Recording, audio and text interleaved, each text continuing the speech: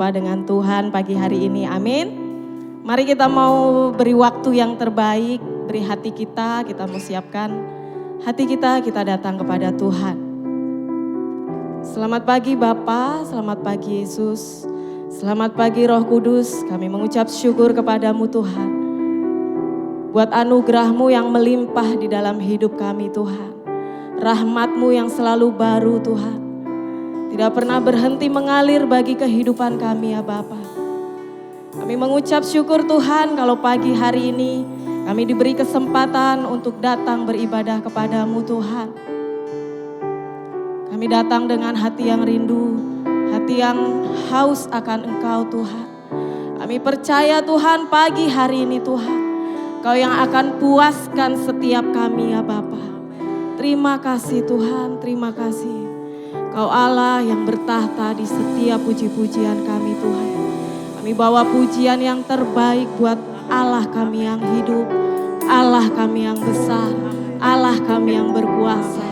Terpujilah namamu Tuhan, dari selama-lamanya sampai selama-lamanya.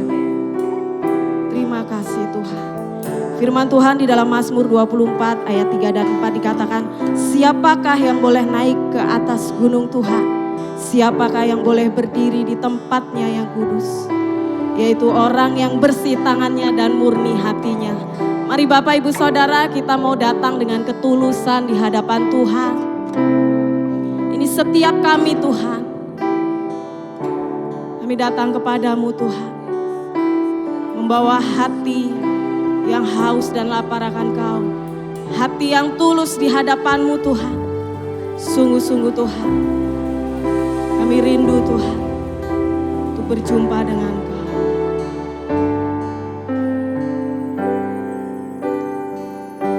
Mari naikkan pujian kita. Bawaku ke gunung kudus-Mu, di tempat kediaman-Mu. Biar kemuliaan melingkupi hidupku, dan jiwaku kan dipuaskan.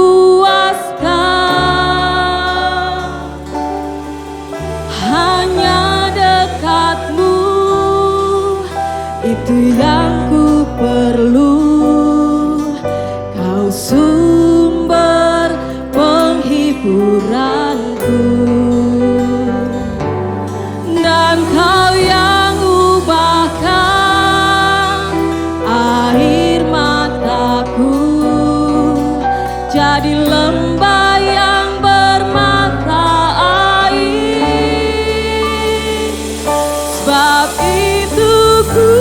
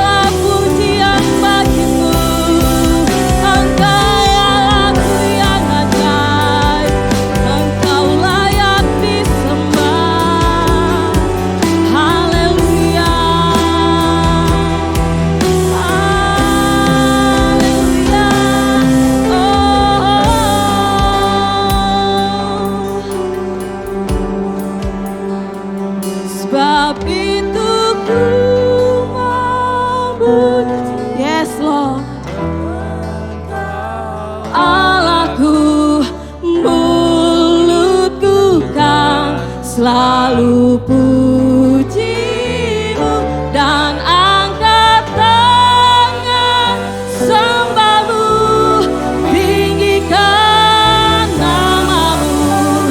Yesus, mari kita mau bangkit berdiri di hadapan Tuhan. Mari kita mau sembah Dia.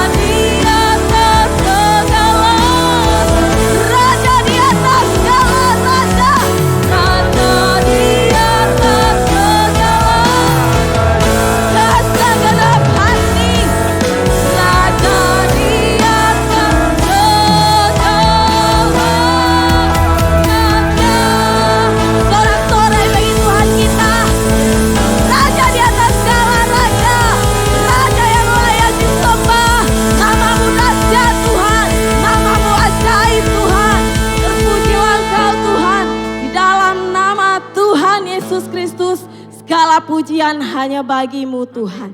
Di dalam nama Yesus kami siap bersorak-sorai lebih lagi Tuhan untuk Engkau. Biarlah hatimu disenangkan pagi hari ini. Di dalam nama Yesus kami berdoa. Mari sama-sama katakan amin. Boleh lihat wajah-wajah yang penuh sukacita kanan kirinya. Mari katakan sukacita yang dari Tuhan melimpah. Terima kasih Tuhan.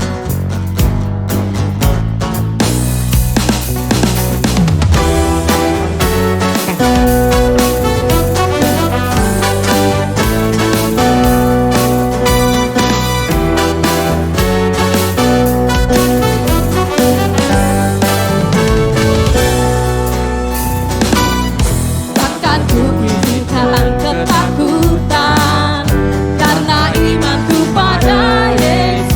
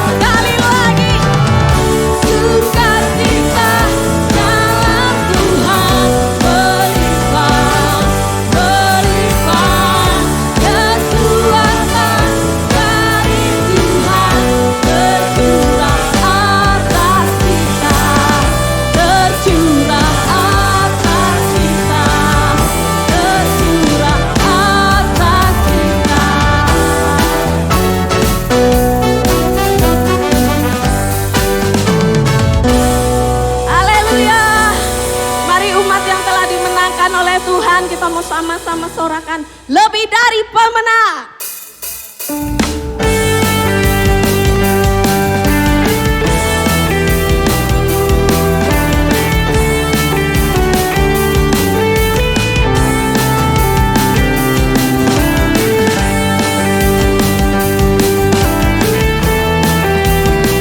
Kekuatan-Mu ada bagi setiap kami Tuhan.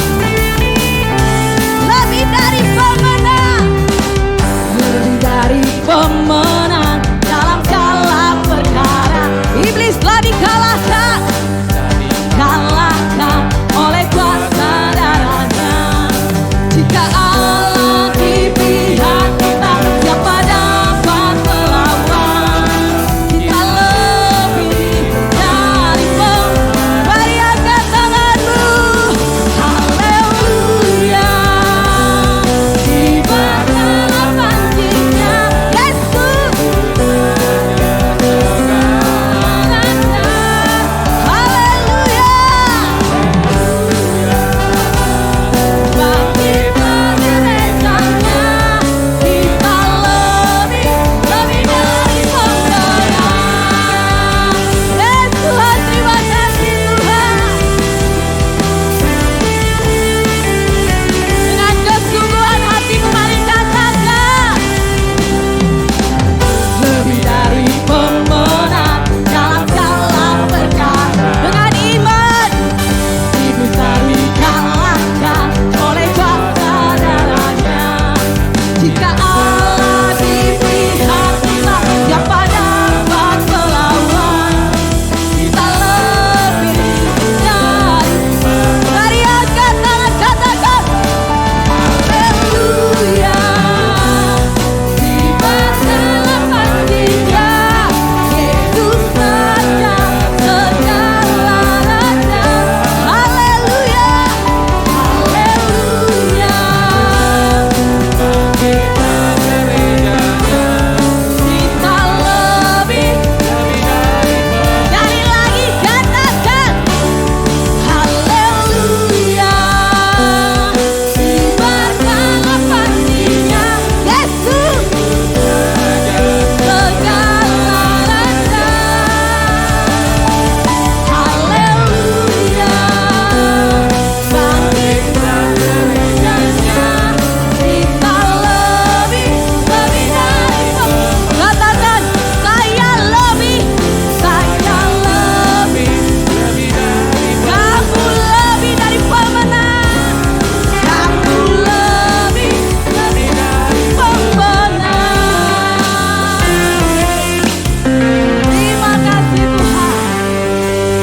Kau Allah yang menjadikan kami lebih dari pemenang Tuhan. Kami bersyukur Tuhan. Kami mau katakan Tuhan, sampai akhir hidup kami mau terus setia mengiring Kau Tuhan. Karena kami percaya Tuhan, kekuatan-Mu, penyertaan-Mu ada bagi setiap kami Bapa. Terima kasih Bapa. Kau Allah yang mengenal kami lebih dari siapapun Tuhan. Kami bersyukur Tuhan.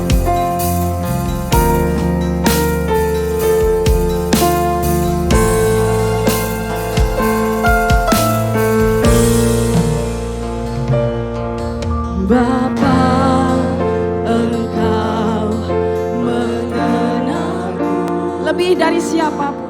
Lebih dari siapapun. Engkau tahu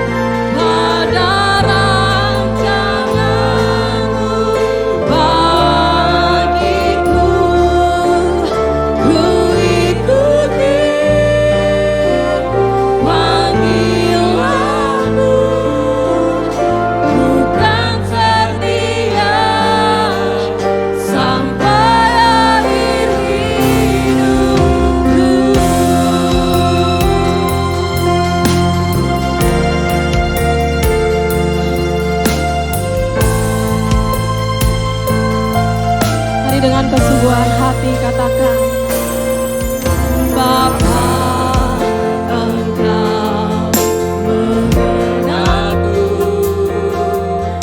lebih dari siapapun. Engkau tahu ceritaku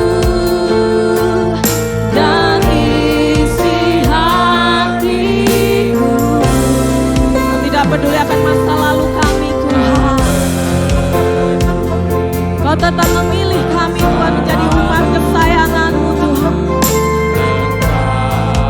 Tetap memilihku, ubahkanku, sempurnakan dari karya yang indah. Kini aku percaya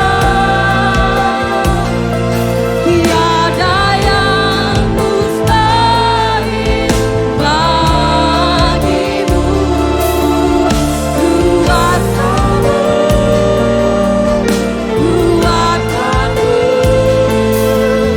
dan aku berharap. Kini aku berserah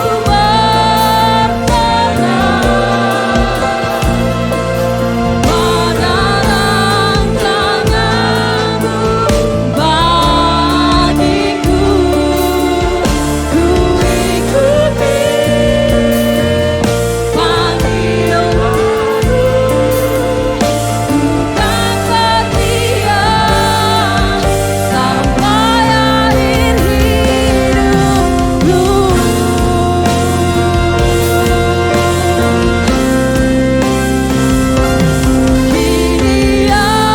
Kini aku percaya tiada yang mustahil bagimu. Kuatkanku,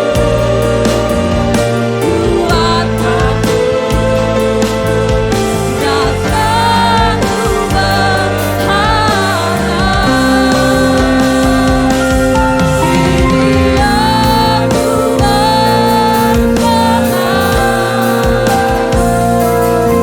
pada rancangan-Mu bagiku.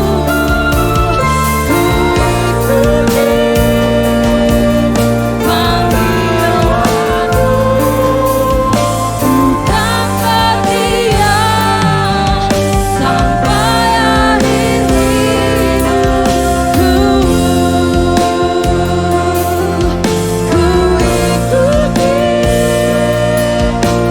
panggilan-Mu, bukan setia sampai akhir hidupku.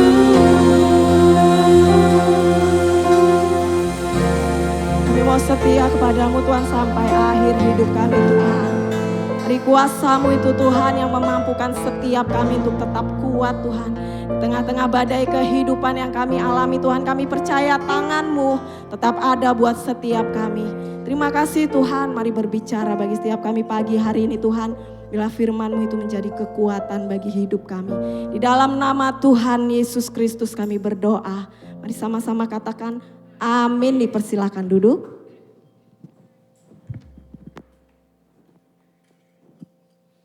Ya, selamat pagi Bapak Ibu Saudara sekalian. Pagi hari ini kita kedatangan tamu yang mungkin kalau orang-orang lama kenal dengan Bapak Elia Makarau. Jadi kurang lebih hampir 9 atau 10 tahun ya Pak Elia sudah tidak ke sini.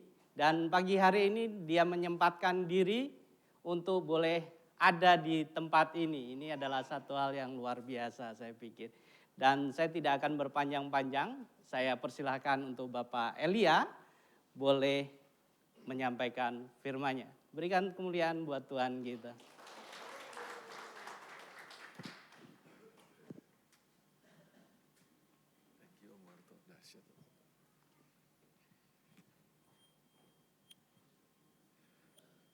Dan selamat pagi Bapak Ibu Saudara. Shalom semua. Apa kabar saudara? Ya puji Tuhan, senang bisa kembali ke tempat ini lagi. Lama banget ya. Metro udah banyak berubah ya. Dulu masih sepi depan gereja. Sekarang udah ada Indomaret ya. Fresh, 24 jam. Terima kasih buat kesempatan yang diberikan kepada saya tentunya. Buat sahabat saya, rekan saya Pak Wandi dan Mas Warto yang luar biasa. Semakin keren dan gagah aja. Luar biasa. Lama banget ya gak kesini saudaraku. Nah mungkin Bapak Ibu saudara yang baru, ini siapa gitu kan. Orang ganteng di depan ini siapa gitu kan. Gitu. Ya perkenalkan, nama saya tadi sudah diperkenalkan juga sama Mas Warto. Nama saya Lia Duta Makarong, saya dari Jakarta, saya melayani di Jakarta. Beberapa tahun yang lalu saya sering ke sini dalam pendampingan gereja bersama dengan teman-teman di sini dan bisa mengenal Pak Wandi, teman-teman di sini sebuah sukacita tersendiri tentunya. Dan sekali lagi saya senang bisa kembali ke tempat ini lagi dan bisa ketemu dengan Bapak Ibu Saudara untuk bisa sharing sesuatu hari ini. Ya. Sudah lama Pak Wandi menghubungi saya dan akhirnya hari ini saya bisa melunasi apa yang diminta oleh Pak Wandi. Senang sekali bisa ketemu. Saudara bersuka cita pagi ini? Amin ya. Saya bicara berapa lama nih? Kalau udah pegang mic susah diberhenti nih soalnya ini. Saya bicara berapa lama Pak Wandi? Oh terserah, waduh ini yang bahaya nih. Kalau terserah ini yang bahaya saudara ya. Oke, saya tahu bahwa gereja saudara di bulan ini mengangkat sebuah tema tentang finishing strong. Bagaimana kita bisa menyelesaikan perjalanan atau pertandingan kehidupan kita ini dengan gagah sampai akhir. Nah tentu ada banyak faktor atau banyak hal yang kita bisa bahas dalam kesempatan itu. Dan khusus untuk minggu pertama ini saya diberitahu bahwa tema saudara adalah begin with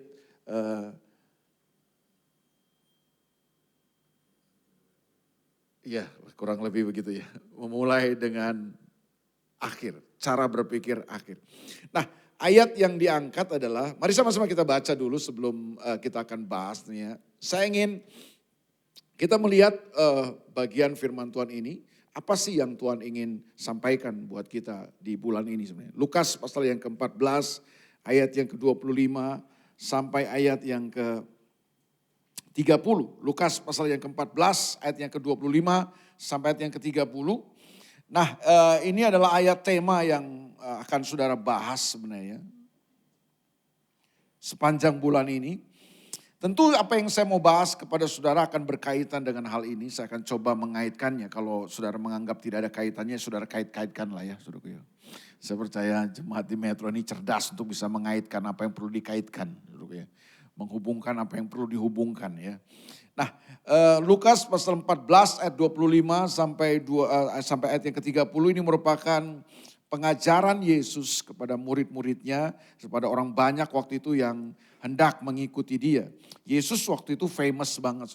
Yesus terkenal banget waktu itu dan banyak orang berbondong-bondong untuk mengikuti dia. Nah ayat 25 dikatakan ini, pada suatu kali banyak orang berduyun-duyun mengikuti Yesus dalam perjalanannya, sambil berpaling ia berkata kepada mereka, jikalau seorang datang kepadaku dan ia tidak membenci bapaknya, ibunya, istrinya, anak-anaknya, saudara-saudaranya laki-laki atau perempuan, bahkan nyawanya sendiri, ia tidak dapat menjadi muridku. Katakan sama-sama tidak dapat.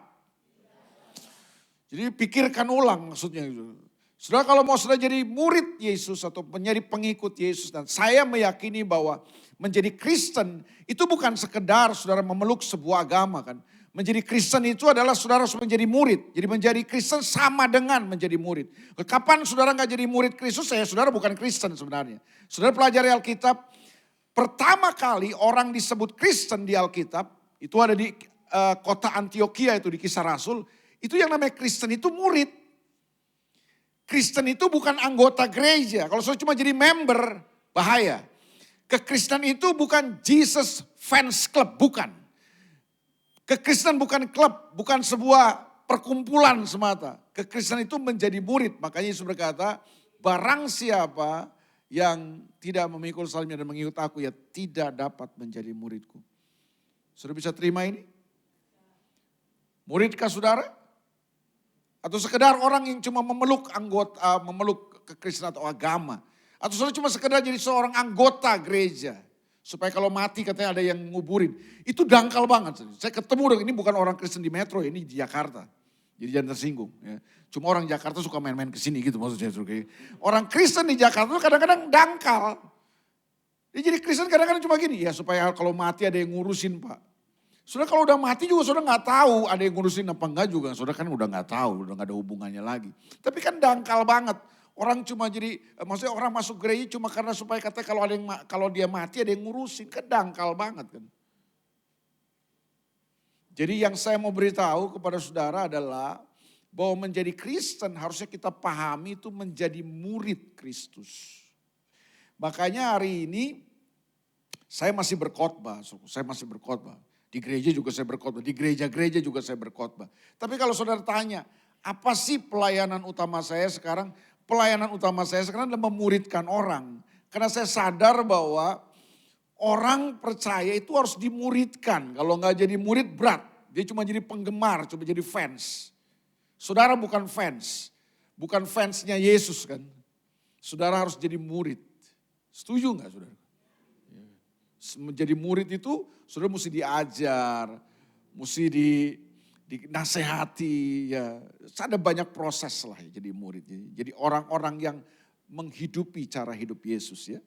Jadi itu yang Yesus ingin sampaikan kepada kita bahwa jikalau seorang datang kepadaku dan ia tidak membenci bapaknya, ibunya, istrinya, anak-anaknya, saudara-saudaranya laki-laki atau perempuan, bahkan nyawanya sendiri, ia tidak dapat menjadi muridku. Barang siapa tidak memikul salibnya dan mengikut aku, ia tidak dapat menjadi muridku. Tentu Yesus tidak bermaksud mengajarkan kita untuk membenci keluarga kita. Sama sekali bukan maksudnya. Artinya bahwa begini, saudara perlu cinta kepada orang tua saudara, saudara perlu mengasihi ayah dan ibu saudara perlu menghormati mereka. Orang-orang yang Tuhan percayakan untuk menjadi orang tua kita, saudara mesti mengasihi istri saudara, saudara mesti mengasihi anak-anak saudara, saudara perlu mengasihi keluarga saudara. Nah, maksud pengajaran ini tentunya bukan Yesus ingin katakan bahwa saudara harus membenci semua itu. Jangan berpikir begitu. Maksud Yesus gini loh, tidak boleh ada sesuatu apapun yang saudara kasihi, saudara hormati, saudara tempatkan di atas Tuhan. Itu maksudnya. Jadi Tuhan harus menjadi prioritas yang paling utama dalam kehidupan saudara. Setuju ya saudara? Ini jangan sampai salah dengan saudara. Yesus ngajarin untuk, ini kan seringkali ayat ini seringkali dipakai oleh orang-orang yang menentang kekristenan untuk menyerang kekristenan. Bahwa Yesus mengajarkan membenci keluarga, membenci orang. Enggak lah, bukan begitu dong. Maksud perkataan Yesus itu bukan berarti dia mengajarkan untuk kita membenci keluarga kita. Bukan sama sekali. Tapi maksudnya gini, gak boleh ada sesuatu apapun yang ada dalam hidup kita ini melebihi atau menggantikan tempat Tuhan di tempat yang paling utama dalam kehidupan kita. Itu maksudnya. Yesus harus di atas segalanya, itu maksudnya. Saudara harus memprioritaskan dan mengutamakan Tuhan di atas segalanya. Kalau saudara mau jadi murid Kristus. Apapun itu. Nah, ayat 28. Sebab siapakah di antara kamu yang kalau mau mendirikan sebuah menara, tidak duduk dahulu membuat anggaran biayanya. Kalau cukup uangnya untuk menyelesaikan pekerjaan itu. Supaya jikalau ia sudah meletakkan dasarnya dan tidak dapat menyelesaikannya, jangan-jangan semuanya orang yang melihatnya mengejek dia sambil berkata, orang itu mulai mendirikan tetapi tidak sanggup menyelesaikannya. Lalu kemudian dia memberikan sebuah perumpamaan, sebuah ilustrasi, sebuah analogi bagaimana seorang yang mau membangun sebuah gedung. Lalu di mana ada orang yang ingin membangun sebuah gedung, sebuah menara, lalu kemudian dia tidak duduk untuk menghitung biayanya. Dia pasti bikin dulu kan budgetnya, anggarannya, perencanaannya. Supaya kemudian dia tahu biaya-biaya yang harus dikeluarkan itu seperti apa. Sehingga dia bisa membangun sampai selesai. Nah, banyak orang membangun sesuatu, dia nggak punya rancangannya, dia nggak punya perencanaan, dia nggak hitung biayanya, akhirnya banyak proyek mangkrak. Katakan sama-sama mangkrak. Sudah tahu mangkrak? Bisa memulai sesuatu tapi nggak bisa menyelesaikannya, itu mangkrak tuh. Coba lihat wajah samping kanan kiri saudara, wajah mangkrak nggak? Iya kan? Nggak ada di sini saudara ya kan. Saya khawatir atau saya ingin mengingatkan saudara, jangan jadi orang Kristen yang mangkrak. Kita bersyukur Indonesia diberkahi Tuhan dengan seorang pemimpin yang hebat namanya Jokowi ya. Sayang nggak boleh 3 periode sih saudara ya. Kalau 3 periode saya akan dukung 3 periode. Karena ada banyak proyek yang mangkrak. Bahkan dari zaman Presiden Soeharto saudaraku bisa diselesaikan oleh Pak Jokowi saudaraku. Sampai kemarin ngobrol-ngobrol sama Pak Wandi ke Palembang sekarang udah gampang ya saudaraku. Dulu kayaknya kalau bilang ke Palembang naik mobil, aduh horor banget saudaraku. Tapi puji Tuhan di era kepemimpinan Pak Jokowi semua yang mangkrak bisa terselesaikan. Di Jakarta ada sebuah jalan tol, kalau saudara sering ke Jakarta saudara tahu namanya Becakayu. Becakayu itu dari zamannya Pak Harto, saudaraku. Tiang pancangnya, tiang-tiangnya udah dibangun beberapa. Mangkrak berpuluh-puluh tahun di era Pak Jokowi selesai, saudaraku. Jadi jangan jadi orang Kristen yang mangkrak, saudaraku. Tuhan sudah memulai sesuatu yang baik dalam kehidupan kita, amin. Dan Tuhan mau menyelesaikannya sampai akhir. Dan jangan sampai kita jadi orang Kristen yang makanya jadi murid Tuhan. Kasih tahu sebelah kanannya, jadi murid makanya. Jangan cuma jadi orang Kristen, anggota gereja. Banyak orang jadi anggota gereja makanya ketika lihat pendetanya gak benar kecewa, tinggalin Tuhan gitu kan. Karena cuma jadi anggota, fans club, Jesus fans club. Ya kan? Kalau fans itu ya senang-senang aja maunya. Enggak lah, jadi murid enggak begitu. Nah, dalam kaitan ini saya kemudian ingin membahas kepada saudara, apa sih yang penting untuk kita miliki sebenarnya? Apa yang perlu kita ketahui, apa yang perlu kita pahami supaya kemudian kekristenan kita enggak mangkrak, kekristenan kita enggak berhenti di jalan, kekristenan kita bisa selesai sampai akhir. Kita bisa menuntaskan semua perjalanan iman kita ini. Perjalanan kekristenan ini sampai akhir dengan gagah. Dan kita bisa meraih mahkota yang Tuhan sediakan. Nah saya mau membahas kepada saudara satu hal aja yang paling penting. Cukup saya pikir ya satu hal Pak Wandi. Saya tadinya berpikir 21 hal, cuma saya takutnya waktu gak cukup ya kalau saya bahas. 21 hal yang saudara perlukan untuk menyelesaikan sampai akhir. Saudara yang punya acara nanti kan saudara mungkin lihat jam tangan terus ini kapan pendeta selesai ini kan. Ya kan? Itu masalah pertama kalau 21 hal. Nah masalah kedua kalau 21 hal adalah begitu sampai hal yang ke-20, hal yang pertama saudara lupa pasti. Tadi apa yang pertama tadi ya karena terlalu banyak. Ya. Jadi saya pikir satu hal cukup buat saudara hari ini. Bagaimana saudara bisa menyelesaikan perjalanan iman saudara, perjalanan kekristenan saudara sampai garis akhir. Seperti lagu kita tadi. Sampai akhir hidupku, ku akan tetap setia kepada Tuhan. Kelihatan sih sampai akhir nih kayaknya wajah-wajahnya sih. Dari mimbar kelihatannya. Ya, kalau saya ya kenyataan realitas saya nggak tahu. Tapi saya berdoa buat saudara supaya saudara bisa menyelesaikan sampai akhir kehidupan saudara. Amin saudaraku. Jadi waktu saudara hidup keren, mati gagah. Itu keren tuh saudara. Ya, hidup keren, mati gagah. Katakan sama-sama, hidup keren, mati gagah. Ada orang hidupnya nggak keren, matinya konyol. Ya, saya mau saudara mengakhiri pertandingan kita dengan gagah. Amin, saudaraku. Nah, ada satu hal yang penting yang saudara miliki. Apa yang penting untuk saudara miliki? Namanya hope. Katakan dulu sama-sama hope. Apa itu hope? Pengharapan.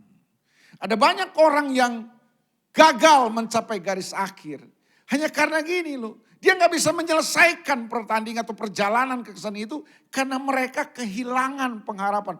Makanya saudara gini, saudara boleh kehilangan pekerjaan. Saudara boleh kehilangan harta. Saudara bisa kehilangan sahabat. Saudara bisa kehilangan apapun dalam kehidupan saudara. Tapi kalau saudara kehilangan yang satu ini, selesai. Udah selesai hidup saudara. Kalau saudara kehilangan pengharapan, selesai. Makanya miliki pengharapan dalam kehidupan saudara. Karena waktu saudara punya pengharapan, pengharapan inilah yang bisa menolong kita untuk kita bisa mencapai garis akhir dan menyelesaikan semua perjalanan kita dengan gagah. Saudara bisa finishing strong dalam kehidupan saudara kalau saudara punya pengharapan. Tapi kalau saudara kehilangan pengharapan, saudara gak punya pengharapan, saudara akan kandas. Saudara bisa jadi orang Kristen yang terganjal dalam kehidupan. Itu sebabnya ini yang saya mau sodorkan kepada saudara dalam kebaktian yang pertama ini. Nanti saudara saya akan bicara tentang sebuah perjalanan. Tapi hari ini saya mau bicara pagi ini, secara khusus saya mau bicara bahwa ada satu hal yang penting yang saudara perlu pertimbangkan dalam kehidupan Kristen saudara. Bahwa saudara harus memiliki yang namanya pengharapan.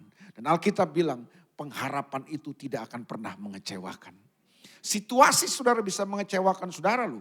Orang-orang yang paling dekat dengan saudara bisa mengecewakan saudara. Bahkan dengarkan ini, pendeta saudara bisa mengecewakan saudara. Tapi pengharapan tidak akan pernah mengecewakan gitu. Makanya kalau saudara kehilangan pengharapan berat. Pendeta saudara bisa salah, suami saudara bisa salah, istri saudara bisa salah. Bahkan orang-orang yang saudara kagumi dalam kehidupan saudara, orang terdekat saudara bisa salah. Tapi kalau saudara punya pengharapan, saudara akan berjalan terus dalam kehidupan saudara. Saudara gak akan menyerah dalam situasi saudara. Situasi terburuk apapun tidak akan membuat saudara menyerah dalam kehidupan saudara. Amin. Nah ini yang saya mau sodorkan sama saudara pagi ini. Apa itu pengharapan? Mari kita lihat bersama-sama satu ayat dalam perjanjian lama. Yang tentu ayat ini adalah ayat yang sangat terkenal. Ayat yang populer sekali. Saya percaya kalau saudara sudah jadi orang Kristen lama. Bahkan saudara mungkin alumni kaum muda atau youth. Saudara pasti tahu ayat ini. Ini ayat terbanyak dikhotbahkan dalam kebaktian anak muda. Ini ayat ini. Kedua yang terbanyak dikhotbahkan di kebaktian anak muda adalah 1 Timotius 4 ayat 12. Janganlah seorang pun menganggap kau rendah karena kau muda. Tapi jadilah teladan dalam perkataan, dalam perbuatan, dalam segala macam itulah. Tapi ayat ini adalah ayat yang paling banyak dikhotbahkan di kebaktian anak muda. Makanya kalau saudara alumni anak muda atau kaum muda gereja, saudara pasti tahu ayat ini. Kalau saudara gak pernah masuk kaum muda, memang belum hafal ayat ini. Ya, makanya saya kasih tahu sama saudara. Yeremia pasal yang ke-29, ayat yang ke-11. Tentu ini ayat yang saudara tahu ya. Yeremia pasal 29 ayat yang ke-11. Jadi kita lihat. Oke. Mari kita baca bersama-sama karena cuma satu ayat. Ayat ini penting sekali karena ayat populer saudaraku. Ayat penting dalam Alkitab. Yuk kita baca sama-sama. 2, 3. Sebab aku ini mengetahui rancangan apa yang ada padaku mengenai kamu. Demikianlah firman Tuhan. Yaitu rancangan damai sejahtera dan bukan rancangan kecelakaan. Untuk memberikan kepadamu hari depan yang penuh harapan. Katakan sama-sama, hari depan yang penuh harapan. Nah sayangnya waktu ayat ini dikhotbahkan terbanyak dalam kebaktian anak muda. Lalu yang banyak disodorkan atau yang disampaikan adalah, oh tenang, Tuhan tahu rancangan apa yang ada pada Tuhan tentang kamu. Dia menyiapkan kepadamu hari depan yang penuh harapan. Lalu kemudian yang disampaikan terbanyak adalah hari depan yang penuh harapan itu maksudnya gini. Jangan takut, kamu nanti jadi jodoh yang terbaik dari Tuhan.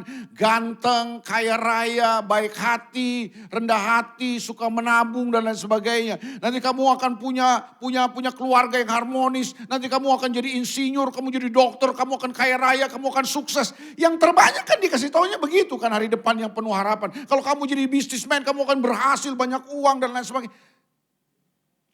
Saya tidak ingin berkata bahwa begini, semua itu salah atau tidak perlu. Enggak, saya enggak bilang begitu. Yang saya mau bilang gini, punya keluarga yang harmonis, bagus, dapat suami kaya, ganteng, dapat istri cantik, baik hati, lemah lembut, bagus-bagus saja. Sudah jadi insinyur, berhasil, sukses, jadi bisnismen yang kaya raya, banyak uang.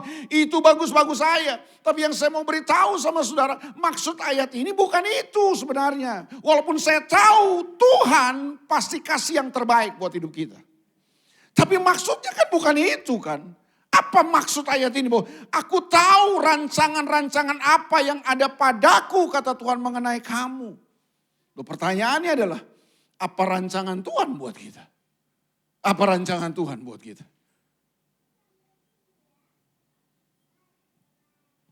Nah, saya berhenti di sini dulu untuk menjelaskan ayat ini. Saya berhenti di sini dan saya ingin membawa pemahaman saudara sekarang ini kepada ada 4 narasi besar Alkitab kita.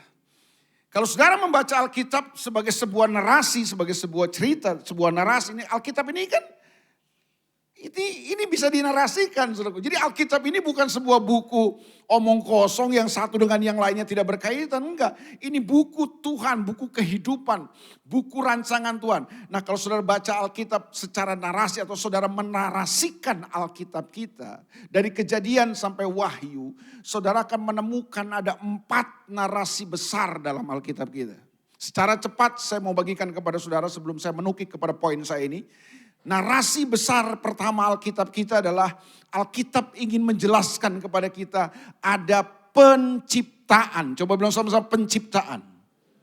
Jadi Tuhan menciptakan segala sesuatu. Tuhan menciptakan langit dan bumi ini. Tuhan menciptakan alam semesta. Tuhan menciptakan apa? Tuhan menciptakan matahari, bulan dan bintang. Tuhan menciptakan tumbuhan. Tuhan menciptakan hewan, binatang dan lain-lain. Tapi ini yang paling penting. Tuhan juga menciptakan manusia. Jadi manusia itu ciptaan Tuhan itu. Manusia bukan berasal dari monyet, bukan. Kasih tau lu bukan dari monyet. Pengetahuan ngajarin kita. Orang saking pintarnya bilang mana manusia dari monyet. Saya gak terima masa kita dari monyet sih. Katanya monyet yang berevolusi. Enggak lah.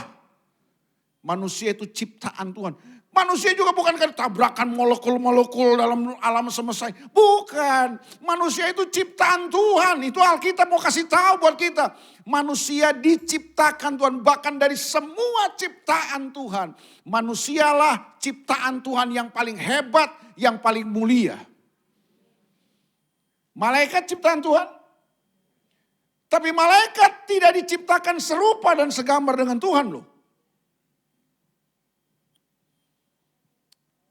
Kejadian 1 ayat 26 memberitahu kepada kita.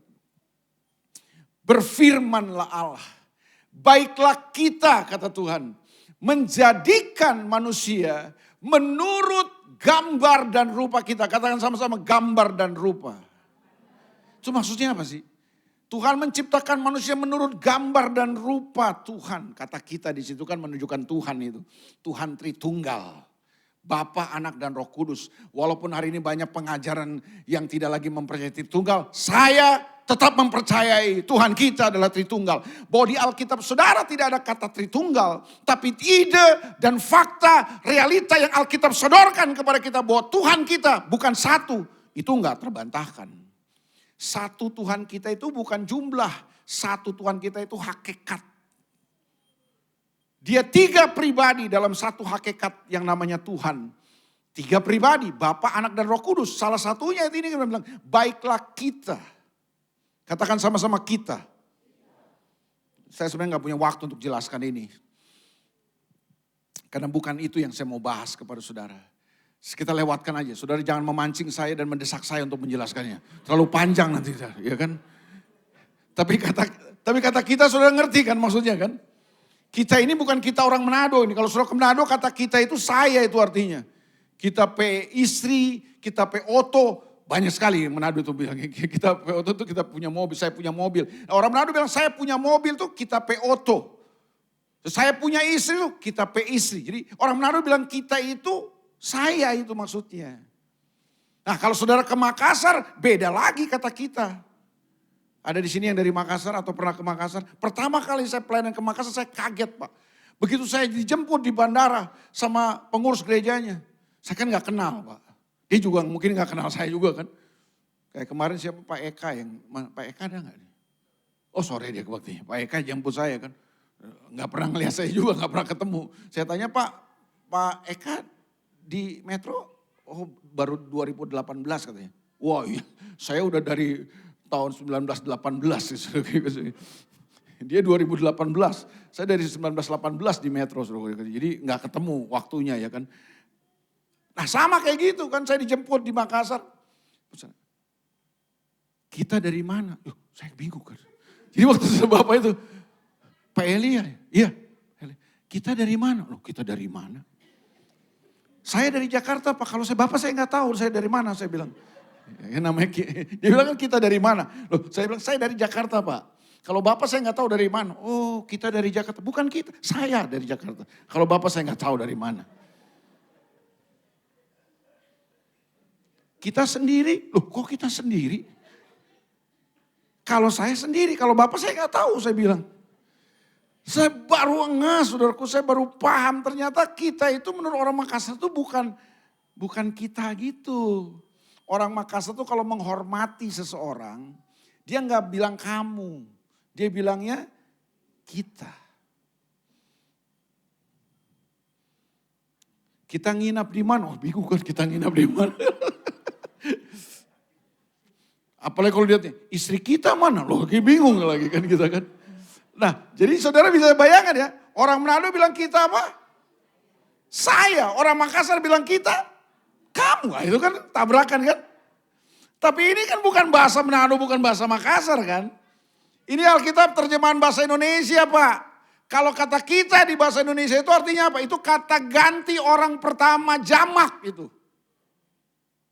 Kalau kata ganti orang pertama tunggal saya, aku. Tapi kalau kata ganti orang pertama jamak, itu kita. Nah berfirmanlah Allah, baiklah kita menjadikan manusia menurut gambar dan rupa kita.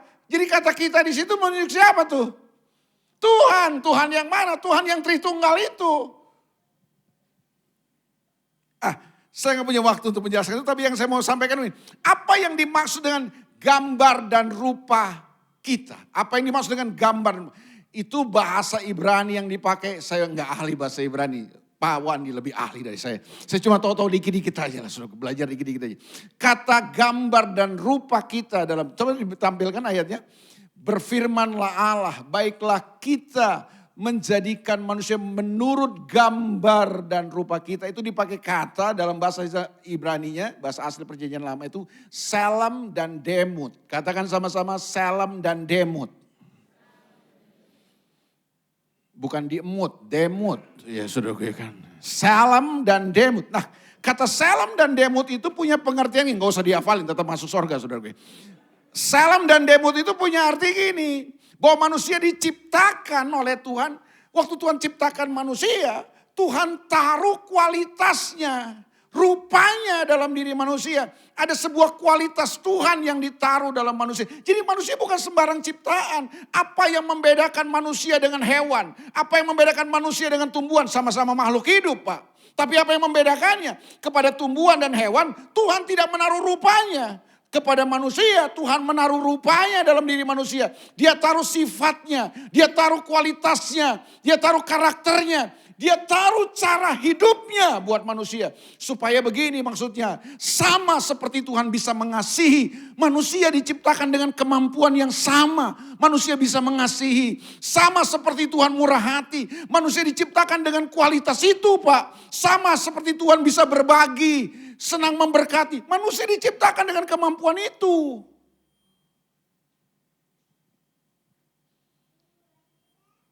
Pengertian yang kedua dari kata gambar dan rupa itu. Manusia diciptakan sebagai representatif Tuhan di muka bumi ini. Manusia itu sebagai perwakilan Tuhan. Tuhan itu di sorga. Di bumi siapa? Manusia. Nah Tuhan menciptakan manusia menurut gambar dan rupanya itu. Supaya lewat manusia. Kehadiran Tuhan itu bisa nyata gitu loh. Manusia sebagai perwakilan, representatif Tuhan di muka bumi ini. Supaya apa yang ada di sorga bisa terjadi di muka bumi ini. Makanya manusia diciptakan serupa dan segambar dengan dia. Nah ini merupakan tujuan kita dari awal. Ini merupakan rancangan Tuhan dari awal buat manusia. Jadi dalam penciptaan itu Tuhan bukan menciptakan manusia tanpa maksud. Enggak, dia menciptakan manusia dengan sebuah rancangan, dengan sebuah tujuan. Tujuannya apa? Rancangannya apa? Manusia diciptakan serupa dan segambar dengan Tuhan. Supaya apa? Supaya manusia bisa berkuasa. Katakan sama-sama berkuasa. Kata berkuasa itu dipakai kata radah dalam bahasa Ibrani yang punya arti gini. Bukan menguasai, bukan. Kata berkuasa itu punya arti memerintah. Punya arti to build, membangun, to manage, mengelola, mengeluarkan semua yang terbaik dari bumi ini. Itu maksud kata ini. Jadi kesimpulannya begini Pak. Dalam penciptaan ini Tuhan menciptakan manusia segambar dan serupa dengan dia supaya manusia bisa berkuasa di bumi ini. tanpa keserupaan dengan Tuhan, tanpa gambar dan rupa Tuhan, manusia nggak bisa berkuasa. Saya ulang, saya lihat lagi. Tanpa keserupaan dengan Tuhan, manusia nggak bisa berkuasa. Bagaimana manusia bisa berkuasa di bumi ini? Bagaimana manusia bisa memerintah, membangun, mengelola bumi ini? Manusia harus serupa dan segambar dengan Tuhan. Itulah rancangan Tuhan dari awal. Ini manusia belum diciptakan. Ini manusia belum ada nih. Kejadian 1:26 manusia belum ada. Tuhan sudah kasih rancangannya buat manusia. Jadi Tuhan itu bukan Tuhan yang iseng, Pak. Menciptakan sesuatu tanpa maksud. Yang suka iseng kan kita. Iya kan? Kita kan suka iseng. Tahu ya iseng ya? Iseng itu mengerjakan sesuatu tanpa maksud. Pak ngapain Pak? Enggak iseng aja. Kan gitu kan. Tuhan tuh gak pernah iseng. Tuhan kalau ciptakan sesuatu, buat sesuatu dia punya maksud. Dia punya rancangan, dia punya tujuan. Nah tujuan Tuhan menciptakan manusia itu apa? Ini. Dalam keserupaan dengan Tuhan, manusia bisa berkuasa di bumi ini. Oke, sampai di sini masih bersama-sama dengan saya Bapak Ibu. Agak berat pagi-pagi diajak mikir ya saudara. Saran saya saudara sebelum kebaktian ngopi dulu Pak.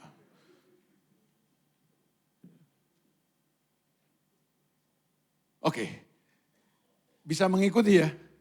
Ini saya udah bicaranya pelan-pelan Pak. Ini waktu lahir saya terburu-buru, makanya kadang-kadang ngomongin cepet-cepet, saya berusaha untuk pelan ngajar saudara nih. Oke, dari sejak awal Tuhan menciptakan manusia Pak. Serupa dan segambar dengan, itu maksudnya apa sih serupa dan segambar dengan Tuhan? Itu maksudnya bukan tampang saudara kayak Tuhan gitu bukan. Tampang Tuhan kayak saudara, waduh kalau tampang Tuhan kayak saudara, sorry saya gak mau percaya Tuhan. Kan bukan tampang ini, bukan bicara tampang kan. Ya bayangin kalau tampang Tuhan kayak saudara, mas ogah saya percaya Tuhan. Ya kan, iya kan gitu, enggak lah bercanda ini. Tapi maksudnya kan gini, serupa dan segambar dengan Tuhan itu maksudnya bukan bicara tampangnya. Tapi maksudnya Tuhan menciptakan manusia dengan kualitasnya ditaruh. Sama seperti Tuhan bisa mengasihi tanpa syarat. Manusia diciptakan dari awal tuh dengan kemampuan itu. Sama seperti Tuhan senang berbagi, senang membagikan, murah hati. Manusia diciptakan dengan kemampuan itu maksudnya. Jadi narasi pertama Alkitab apa? Penciptaan. Sudah mesti pelan-pelan. Narasi yang kedua dari Alkitab kita adalah setelah penciptaan ada yang namanya kejatuhan. Sama-sama bilang kejatuhan. Siapa yang jatuh? Manusia yang jatuh. Manusia yang diciptakan serupa dan segambar dengan Tuhan itu jatuh dalam dosa. Betul ya? Coba bilang sama-sama jatuh dalam dosa. Alah udah gak kenceng, gak kompak lagi. Jatuh dalam dosa. Jatuh kemana Bapak Ibu? Cerdas jemaat ini sudah. Jatuh kemana? Jatuh ke dalam dosa. Pertanyaannya ini mesti mikir nih. Jatuh dari mana manusia? Ulang, gak apa-apa pelan-pelan ya. Ya kan? Ada penciptaan, manusia diciptakan serupa dan segambar dengan Tuhan supaya manusia bisa berkuasa. Itu rancangan Tuhan dari awal buat manusia itu. Udah ditetapkan. Lalu kemudian manusia diciptakan serupa dan segambar dengan Tuhan itu jatuh dalam dosa. Jatuh kemana? Jatuh ke dalam dosa. Jatuh dari mana?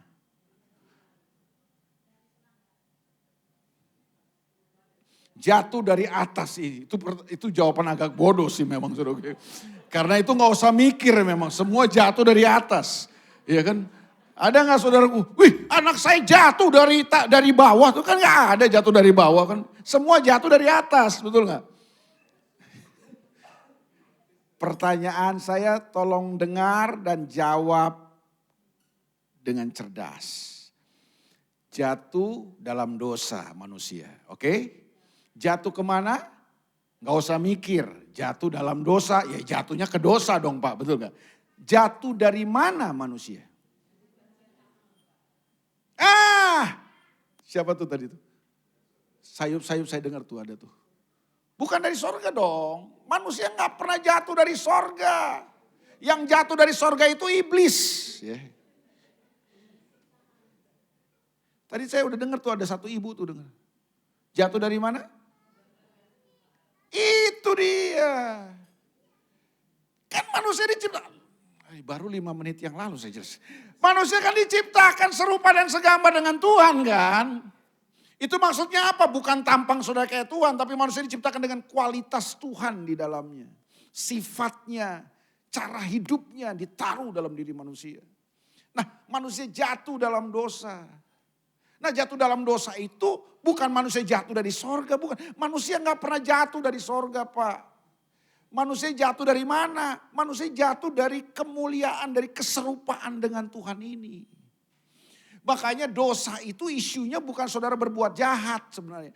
Kalau dosa itu cuma berbuat jahat diselesaikan dengan perbuatan baik. Itu agama. Dosa itu bukan saudara berbuat jahat, Pak. Dosa itu saudara bertukar cara hidup. Dari cara hidup Tuhan, cara hidup kualitas Tuhan, saudara menghidupi sebuah cara hidup yang beda kualitas gitu loh. Cara hidup yang gak berkualitas. Cara hidup dosa. Manusia jadi gak berkualitas hidupnya. Daripada mengasihi, manusia kemudian mulai gampang membenci. Daripada berbagi, manusia kemudian tambah pelit, tambah egois, mementingkan diri sendiri. Itu maksudnya, manusia hidup dalam sebuah cara hidup yang berbeda. Itu jatuh dalam dosa itu isunya, bukan saudara sekedar berbuat jahat. Kalau berbuat jahat diselesaikan dengan perbuatan baik. Makanya kalau saudara pelajari Alkitab, dosa itu selalu disebut sebagai perbudakan tuh. Saudara jadi budak dosa. Saudara jadi hamba dosa. Makanya diselesaikannya bukan dengan perbuatan baik. Kalau dosa cuma berbuat jahat, diselesaikan dengan perbuatan baik aja. Banyak berbuat baik selesai kan. Tapi nggak ada perbuatan baik manusia yang bisa selesaikan masalah dosa. Karena dosa masalahnya bukan sekedar berbuat jahat.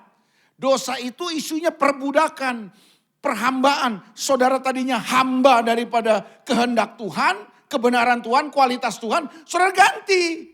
Cara hidup saudara diperbudak sama dosa.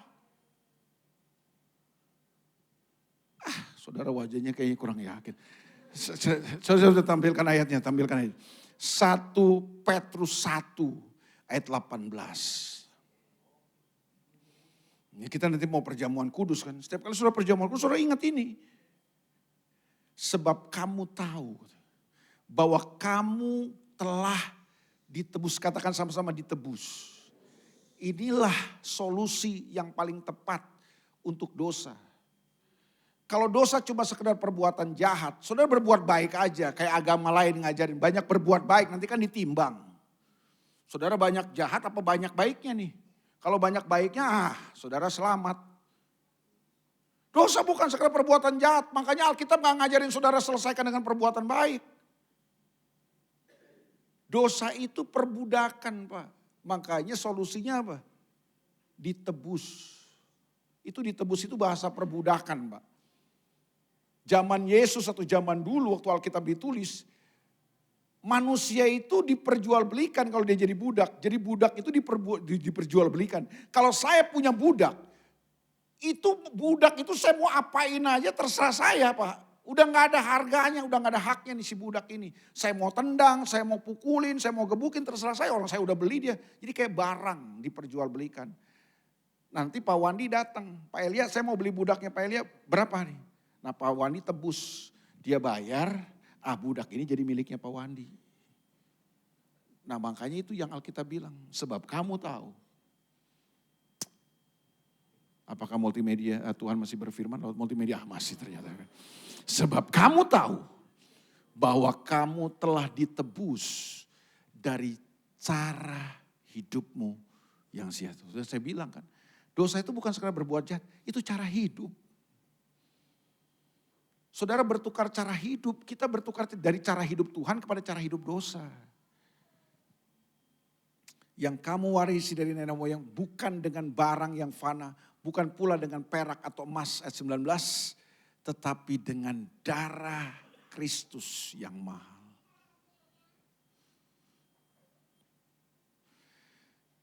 Jadi narasi yang pertama Alkitab apa?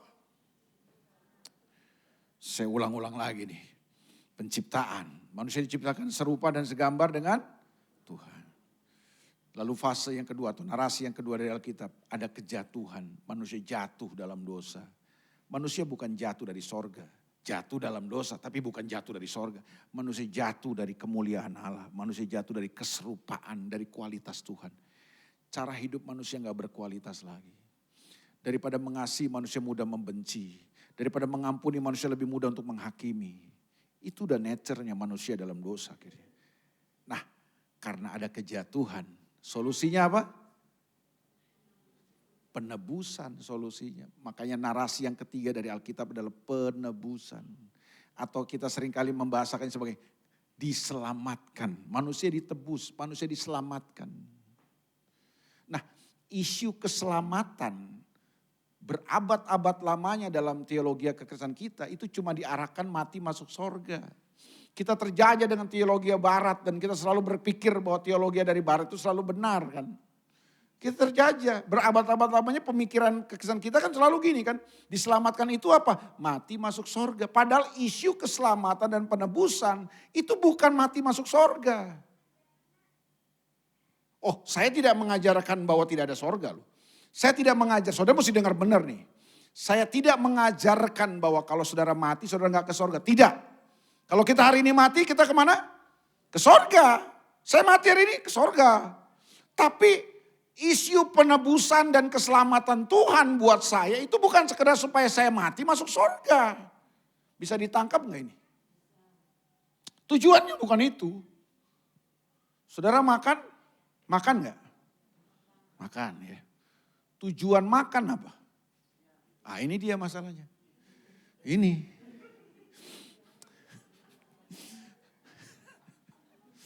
Ya memang banyak orang begitu bro. Tujuan makan itu kenyang. Makanya kita makan banyak. Satu piring belum kenyang kita tambah lagi. Dua piring belum kenyang nambah lagi. Kenapa? Karena tujuan makan kenyang, makanya kita makan banyak Pak. Bukan hanya makan banyak kita kalau tujuan makan kita kenyang ya. Kita makan apa aja kita makan. Batu di rendang kita makan. Ya kan? Yang penting kenyang. Karena tujuan makan adalah kenyang. Dan kita makan gak kenal waktu. Kapan aja lapar makan supaya kenyang. Jam 7 malam makan. Kenyang kan. Ntar jam 11, 4 jam kemudian kan biasanya udah kata metabolisme itu 4 jam sekali. Nah lapar lagi kita makan kita. Jam 11 malam. Habis makan tidur kita.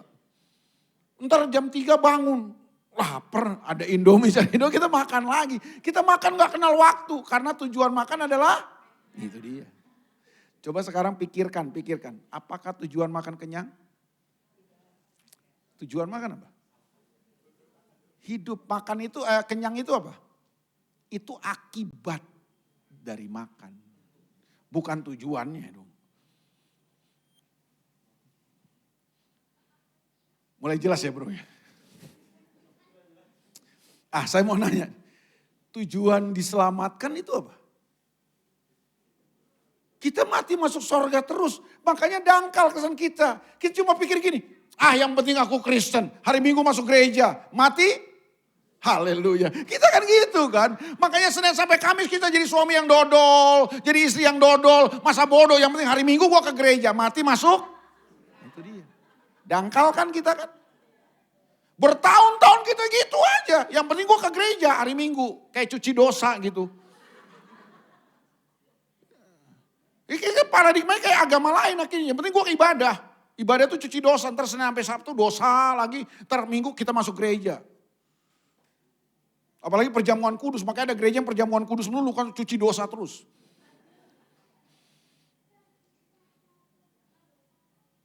Hancur gak kesan kita nih? Makanya saudara lihat ya di daerah-daerah kantong-kantong Kristen. Hancur Pak kita Pak. Manado, Batak, Ambon, NTT, Papua. Waduh, itu daerah-daerah Kristen tapi hancur kita Pak. Manado angka perceraian paling tinggi. NTT angka kekerasan seksual dalam rumah tangga tertinggi di Indonesia. Papua angka AIDS tertinggi di sana. Saudara bisa bayangin ini kantong-kantong Kristen loh. Tapi kita hancur di sana. Harusnya nih ya, namanya kantong-kantong Kristen ya. Tata kelola pemerintahan terbaik. Manado harusnya ya. Hebat. Harusnya ya naruh sepeda, motor depan gak usah dikunci, gak hilang ya kan. Harusnya dong. Tapi kita hancur Pak. Kenapa? Karena bertahun-tahun teologi kita cuma diajarin apa? Keselamatan itu mati masuk. Yang penting pakai kalung salib hari Minggu ke gereja percaya Yesus. Hari Minggu ke gereja mati masuk surga. Ya kan? Dangkal kan kita kan. Bisnis nipu orang gak apa-apa, yang penting hari Minggu gereja, ya kan. Maki-maki orang seenak jidat kita, ya kan. Senin sampai Sabtu kita maki-maki orang tuh seenak jidat tuh. Pembantu kita, karyawan kita maki-maki kita seenak jidat seperti kayak dia gak ada harganya kan. Karena kita pikir kita yang bayar kok. Kita maki-maki orang aja seenaknya. Ntar hari Minggu ke gereja bahasa roh lagi, nyanyi goyang-goyang lagi. Oh dahsyat tuh kan. Kita tuh kayak yang punya sorga aja gitu. Enggak, di sini enggak ada. Ini jemaat sini semua serupa Kristus. Ini yang saya ngomong jemaat di Jakarta, Pak. Cuma jemaat Jakarta sering main ke metro, itu dia masalahnya. Oke, masih mengikuti saya? Oke, ada penciptaan, ada kejatuhan. Setelah manusia jatuh ada apa? Penebusan. Penebusan itu apa sih Pak? Penebusan itu bukan sekedar saudara mati masuk sorga. Penebusan itu adalah upaya Tuhan untuk mengembalikan manusia yang telah jatuh dalam dosa ini. Kembali kepada rancangan Tuhan yang semula ini loh. Makanya narasi yang keempat dalam Alkitab. Kalau saudara baca Alkitab secara narasi adalah kemuliaan. Jadi ada penciptaan, ada kejatuhan, ada penebusan, ada kemuliaan. Dari penebusan kepada kemuliaan ini, inilah ada proses. Dari kemuliaan yang satu kepada kemuliaan yang lain. From glory to glory. Iya kan? Dari kemuliaan sampai kemuliaan. Selamanya sampai kemuliaan yang paling sempurna. Kita akan dibawa ke sana nih. Apa kemuliaan yang paling sempurna itu kita akan dikembalikan lagi kepada rancangan awal Tuhan. Apa rancangan awal Tuhan buat manusia? Manusia diciptakan serupa dan segambar dengan Tuhan. Supaya manusia bisa apa? Ya ampun. Supaya manusia bisa apa? Berkuasa. Makanya saudara lihat ya, kejadian, coba. Tadi kan kejadian 1:20. Sekarang ini pasal terakhir. Kalau kejadian 1 itu kan pasal pertama kan. Wahyu pasal 22 itu pasal terakhir. Wahyu pasal 22 ayat yang kelima. Coba bantu saya multimedia. Ini saudara belajar dari kejadian sampai Wahyu. Cuma 1 jam. Daripada sekolah teologi 4 tahun gak ketemu-ketemu nih benang merah. Saudara cuma denger 45 menit ketemu tujuannya. Benang merahnya ketemu. Tadi kejadian 1:26. Manusia diciptakan serupa dan segambar dengan Tuhan. Itu rancangan Tuhan buat manusia. Tujuan Tuhan. Wahyu 22. Ayat 5 ini pasal terakhir. Saya gak punya waktu untuk bahas Wahyu pasal 21, Wahyu pasal. Nanti sudah baca aja sendirilah. Tapi ini langsung saya ayat kelima nih. Ini the end hidup kita nih. Ujung hidup kita nih Pak, Bu, nanti. Kalau kita kan diajar selama ini kan. Mati masuk sorga. Mati masuk sorga. Ngapain di sorga? Senang-senang. Kita liburan kekal. Holiday kekal. Karena kita senangnya senang-senang kan. Maunya kan kita liburan kekal. Kita diajar gitu. Masuk sorga nanti kamu, wah senang. Ada yang ngajarin, kita nyanyi nanti selama-lamanya. Apa enggak serak saudara-saudara nyanyi melulu. Kita tuh senangnya senang-senang terus. Tuhan enggak. Nih ya, kita akan di end hidup kita ngapain sih? Ini di langit baru, bumi baru ya. Ayo kita baca nih ayat dulu. Dan malam tidak akan ada lagi di sana. Katakan sama-sama malam tidak akan ada lagi. Jadi saudara dengar ya, yang masih suka dunia malam ya. Saudara gak bisa hidup di sini, gak bisa. Saudara yang suka dunia malam, sorry bos. Anda gak bisa hidup di sini. Jangankan dunianya, malamnya aja gak ada. Makanya yang suka mesti dengan dunia malam, hiburan malam, bertobat. Anda gak bisa hidup di sini. Kasih tahu lu yang masih suka hiburan malam bertobat ya kan. Ini gak ada malam Pak, ya kan. Siang terus. Dan mereka tidak memerlukan cahaya lampu dan cahaya matahari. Hari ini sumber penerangan kita kan masih matahari. Itu ciptaan Tuhan. Tapi nanti katanya, bukan matahari lagi sumber terang kita. Apa katanya? Sebab Tuhan Allah yang akan menerangi kita. Oke, kalimat terakhir kita akan baca sama-sama, ini penting. Kita akan ngapain? 2, 3. Dan mereka akan nyanyi. Senang-senang. Kita akan liburan. Kita akan memerintah, Pak. Sebagai apa? Loh, kalau kita sebagai raja, Yesus apanya? Yesus apa? Waduh, cerdas jemaat ini. Kita raja di atas segala raja. Kita kings, dia king of all kings. Kalau raja itu tugasnya apa, Pak? Bukan liburan. Raja itu tugasnya apa? Memerintah. Berapa lama? Tuh kan. Loh, ini balik ke Kejadian 1:26. Balik, Kejadian 1:26. Ini pasal pertama. Ini kan pasal terakhir, ini udah gak ada pasal lain. Ini udah Wahyu 22 udah terakhir di Alkitab, saudara udah gak ada lagi pasal. Kalau masih ada pasal lain itu Alkitab lain berarti itu. Iya kan? Udah gak ada, Pak. Wahyu 22 itu terakhir itu. Itu di end hidup kita tuh. Pertama coba. Berbaiklah kita menjadikan manusia bergambar dan rupa kita supaya mereka berkuasa, mereka memerintah. Tuh kan sama kan? Dari awal Tuhan menetapkan kita untuk apa? Memerintah di bumi ini. Di end hidup kita apa? Oh iya, itu kemuliaan itu maksudnya apa? Kita serupa dan segambar dengan Tuhan supaya kita bisa memerintah. Ingat statement saya di awal, tanpa keserupaan dengan Tuhan manusia gak bisa memerintah. Ya ampun, kalau saudara gak ngerti juga saya serahkan pada Roh Kudus nih. Waduh, saya udah gak punya cara untuk menjelaskannya lagi kepada saudara. Saya udah pelan-pelan nih, Pak.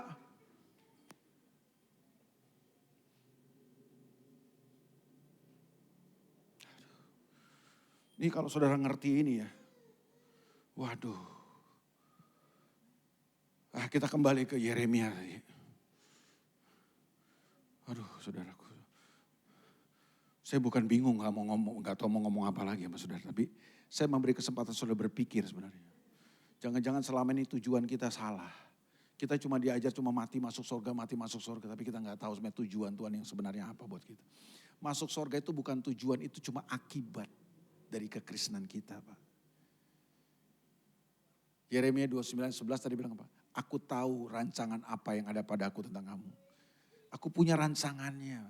Untuk menyiapkan kepada kamu apa? Hari depan yang penuh harapan. Gitu loh. Jadi penuh harapan itu apa? Rancangan Tuhan itu apa? Harapan itu apa, Pak? Loh, waktu saya pelajari kata harapan itu, Pak. Dalam bahasa Ibrani dipakai kata tikwa. Katakan sama-sama tikwa. Gak hafal juga gak apa-apa sih. Ini cuma sebut aja. Tikwa itu punya pengertian apa, Pak? Waktu saya pelajari, Pak. Ini kan bahasa Ibrani, ini bahasa deskriptif kan.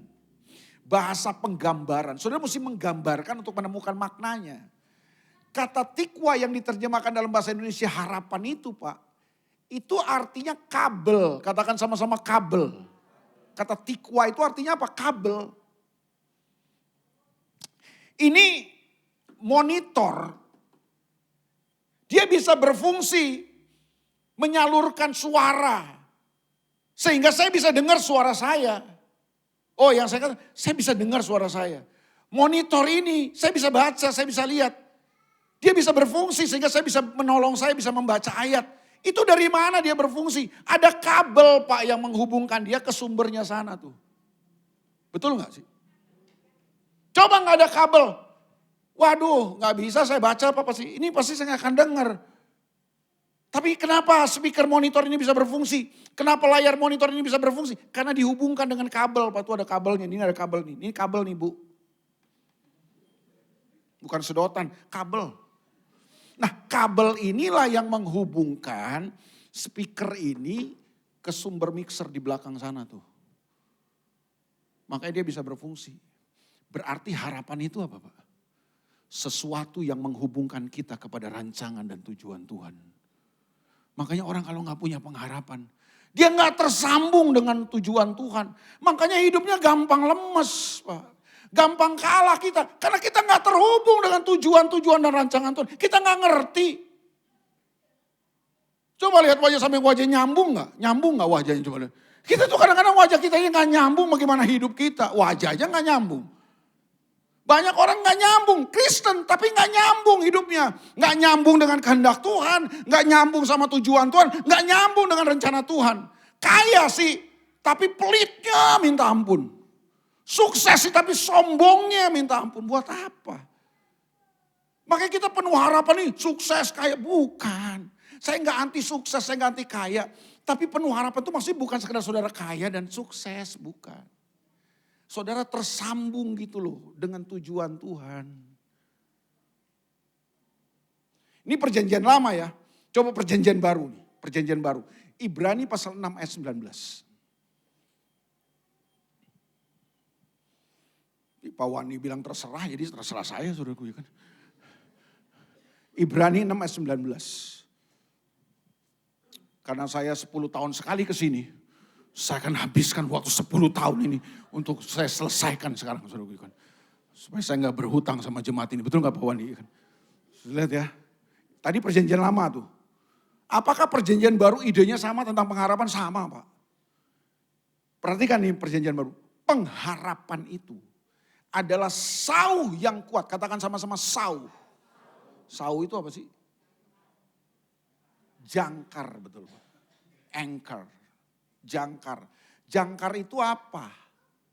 Oh itu Pak yang ada di bir. Bukan. Saudara suka minum. Saudara. Betul sih ada bir merek Anchor ya kan. Cuma ya sauh itu kan jangkar. Jangkar itu apa? Itu sebuah benda dalam pelayaran itu saudara ngerti lah. Kalau saudara pelaut ya, saudara ngerti apa fungsinya jangkar itu. Makanya kita bilang pengharapan itu adalah jangkar yang kuat dan aman bagi jiwa kita yang telah dilabuhkan sampai ke belakang tabir. Sama-sama bilang belakang tabir. Nah ini bingung lagi kan saudara. Belakang tabir ini apa Pak? Ayat 20 coba kita baca ya. Ayat 20. Di mana Yesus telah masuk sebagai perintis bagi kita ketika ia menurut peraturan Melkisedek menjadi imam besar sampai selama-lamanya. Izinkan saya jelaskan secara singkat. Ini penulis surat Ibrani ini siapa Pak? Belum diketahui sampai hari ini yang pastinya. Banyak orang, banyak peneliti, banyak teolog menganggap ini Rasul Paulus. Tapi belum bisa dipastikan. Tapi yang pasti penulis surat Ibrani adalah orang yang mengetahui tentang keimamatan dan perjanjian lama. Karena di surat Ibrani dia banyak sekali membahas tentang keimamatan di perjanjian lama. Tentang peraturan-peraturan di perjanjian lama. Tentang bait Allah di perjanjian. Nah salah satunya ini nih. Pengharapan itu kata sauh yang kuat dan aman bagi jiwa kita yang telah dilabuhkan di belakang tabir. Di mana Yesus telah masuk sebagai perintis bagi kita ketika ia menurut peraturan Melkisedek menjadi imam besar sampai selama-lamanya. Saya jelaskan secara singkat. Saya mohon saudara perhatikan supaya saudara ngerti. Di dalam peraturan perjanjian lama ada sebuah tempat namanya tabernakel atau bait Allah. Dari tabernakel berubah jadi bait Allah. Tapi konsepnya sama Pak. Tabernakel atau bait Allah itu dibagi 3 Pak. Ada halaman, ada ruang kudus, ada ruang maha kudus. Betul ya saudara ya? Di halaman itu ada 2 benda di situ. Kolam pembasuhan dan mesbah korban bakaran. Korban-korban inilah dipersembahkan di halaman ini. Dagingnya dibakar, darahnya diambil. Dan dibawa oleh imam besar. Nah sebelum dia bawa dia mesti cuci tangan di kolam pembasuhan itu. Membersihkan diri. Supaya gak kotor, kudus. Kalau saudara kita tuh wudu. Nah dia masuk tuh bawa korban persembahan. Masuk ke ruang kudus. Di ruang kudus ada 3 benda Pak. Ada meja roti, ada kaki dian sebagai sumber penerangan, lampu. Ada mesbah dupa. Nanti imam itu akan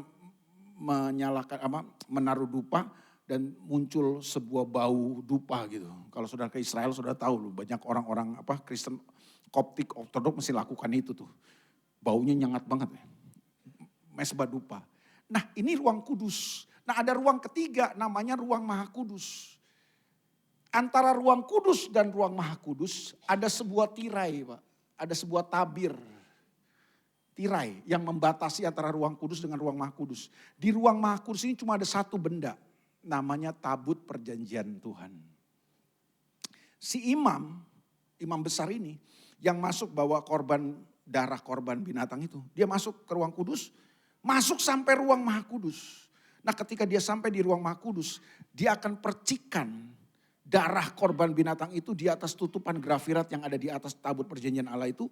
Dan ketika darah itu terpercik di atas tutupan grafirat tabut perjanjian Allah itu, maka Shekinah Tuhan akan turun. Kemuliaan Tuhan akan turun berupa awan asap yang tebal memenuhi ruang maha kudus itu. Disitulah Tuhan akan berfirman kepada umatnya. Tuhan akan menyatakan kehendaknya buat umatnya. Jadi ruang maha kudus ini bicara apa sih? Bicara tentang kemuliaan Tuhan yang akan dinyatakan. Nah dibatasi oleh apa dengan ruang kudus? Tabir Pak, tirai Pak. Berarti kalau surat Ibrani bilang gini, pengharapan itu adalah jangkar yang kuat. Bagi jiwa kita yang telah dilabuhkan ke belakang tabir, itu maksudnya apa ke belakang tabir ini? Kemuliaan. Saudara yang pelaut pasti tahu. Kenapa perlu dilempar jangkar Pak kalau saudara berlabuh? Kapal ini berlabuh misalnya ditanya, di sini pelabuhannya apa namanya Pak? Bakaheni. Saudara berlabuh di Bakaheni, kapal nggak lempar jangkar Pak. Besok pagi udah ada di Merak kali. Kenapa? Arus, gelombang, ombak itu bisa menghanyutkan kapal ini. Makanya pelaut tahu, nahkoda kapal tahu kalau kapal ini berlabuh Pak di satu tempat. Supaya kapalnya gak kemana-mana, lempar jangkar. Supaya dia gak bergeser. Nah Alkitab bilang pengharapan itu jangkar yang telah dilabuhkan sampai ke belakang. Itu maksudnya apa? Supaya saudara dan saya itu gak kemana-mana. Mau gelombang laut datang, gelombang pasang, ombak datang, angin kencang datang. Kita gak kemana-mana, kita tetap pada tujuan Tuhan ini. Banyak orang Kristen karena gak punya pengharapan makanya gampang bergeser. Masalah dikit geser, goyah. Kecewa dikit, geser, goyah. Kenapa? Karena kamu gak punya pengharapan. Kalau kamu punya pengharapan, apapun yang terjadi, badai, gelombang, angin kencang dalam hidupmu, kau tidak akan pernah bergeser. Tujuanmu tetap, kau akan menjadi serupa dan segambar dengan Tuhan. Aduh, ayat terakhir dah, saya udah mau selesai. Udah mau selesai nih. Mazmur 126. Wah, saya ketemu banyak orang Kristen gampang sekali terseret. Arus dunia keseret, masalah, persoalan datang keseret. Kita goyah. Kita nggak bergeser, kita bergeser dari tujuan Tuhan lagi. Mazmur 126, coba kita baca mulai ayat 4. Harusnya sudah baca semualah. Judul perikop di atas Mazmur 126 ada pengharapan di tengah penderitaan, itu judulnya. Pulihkanlah keadaan kami ya Tuhan. Ini kalau pulihkan keadaan kami ya Tuhan berarti apa nih? Ini dia teriak, pulihkanlah keadaan kami. Berarti apa nih? Yes, iya saya tahu ini doa maksudnya. Berarti keadaannya baik-baik saja atau tidak baik-baik saja? Kan pulihkan, berarti kan lagi gak baik. Maka pulihkanlah keadaan kami ya Tuhan. Seperti memulihkan batang air kering di tanah Negeb. Saudara tahu tanah Negeb ini apa? Ini saya baru pulang dari Israel. 2 hari yang lalu, 3 hari yang lalu lah saya baru pulang. Hari Kamis nyampe, saudaraku. Langsung pulang, istirahat sebentar ke sini tuh. Saya cinta metro, makanya saya langsung biar capek-capek ke sini. Kalau saudara mendarat di Tel Aviv, bandara Tel Ben Gurion di Israel. Saudara mau ke Yerusalem atau ke Bethlehem, ke arah selatan. Saudara akan melewati sebuah padang gurun tandus Pak. Itu namanya tanah Negeb. Tandus Pak. Gersang. Tapi di tanah yang paling gersang, yang tandus, Tuhan bisa bikin batang air Pak. Tuhan bisa membuat aliran-aliran air. Di tempat-tempat yang gak mungkin. Tapi Tuhan bisa mengerjakan sesuatu kan. Saya gak tahu hidup saudara hari ini sedang mengalami apa.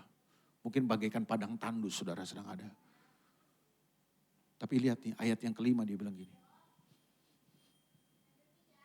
Orang-orang yang menabur dengan mencucurkan air mata akan menuai dengan bersorak-sorai. Ayat 6. Orang yang berjalan maju dengan menangis sambil menabur benih. Pasti, katakan sama-sama pasti. Pasti pulang dengan sorak-sorai sambil membawa berkas-berkasnya. Saudara, tujuan kita itu pasti Pak. Tuhan gak pernah merubah tujuannya buat saudara dan saya. Saudara bisa berubah. Situasi saudara bisa berubah. Keadaan hidup saudara bisa berubah. Tapi tujuan Tuhan gak pernah berubah dalam hidup saudara. Dia akan menjadikan saudara serupa dan segambar dengan dia. Hidup dalam kemuliaannya. Karena tujuannya tidak berubah, pengharapan kita gak akan berubah. Betul gak saudara? Ingat pengharapan itu apa? Sesuatu yang menghubungkan kita pada tujuan. Karena tujuannya pasti dan tidak pernah berubah. Pengharapan kita juga pasti dan tidak akan pernah berubah. Yang berubah itu apa? Musim aja dalam hidup saudara. Musim dalam hidup saudara bisa berubah. Hari ini saudara kaya, besok bisa bangkrut. Hari ini saudara senang, besok bisa sedih. Itu musim. Bisa berubah. Keadaan bisa berubah. Situasi saudara bisa berubah. Tapi tujuan Tuhan dan pengharapan Tuhan tidak akan pernah berubah buat saudara. Makanya kalau saudara punya pengharapan, saudara akan dilabuhkan kepada tujuan Tuhan. Saudara akan terhubung dengan tujuan Tuhan. Itu yang membuat saudara gak akan goyah apapun situasi saudara. Mungkin hari ini saudara sedang seperti orang ini. Menangis Pak, mencucurkan air mata. Saudara sedang melewati musim-musim yang paling berat dalam hidup saudara. Saudara mesti menangis karena ekonomi saudara. Saudara mesti menangis karena pernikahan saudara hancur. Saudara sedang menangis karena semuanya jadi berantakan dalam hidup saudara. Tapi saya mau beritahu sama saudara gini. Keadaan boleh sulit. Keadaan boleh sukar. Saudara boleh menangis, mencucurkan air mata. Tapi ini, kalau saudara punya pengharapan, saudara tidak akan pernah berhenti. Saudara akan tetap berjalan maju sambil menabur benih. Orang yang punya pengharapan tidak akan pernah berhenti dan menyerah. Sekalipun saudara sedang melewati masa-masa yang paling buruk, paling berat, paling sulit dalam hidup saudara. Jangan berhenti menabur saudaraku. Tabur doamu, tabur pelayananmu, tabur kebaikanmu, bantu orang. Jangan menyerah, tetap layani Tuhan. Jangan berhenti. Banyak orang saya ketemu di gereja Pak. Ini bukan gereja sini ya. Mana Pak, Bapak itu? Oh udah gak ada di gereja. Kenapa? Banyak masalah. Loh kok banyak orang gara-gara masalah. Berhenti Pak. Nyerah. Jangan-jangan gini.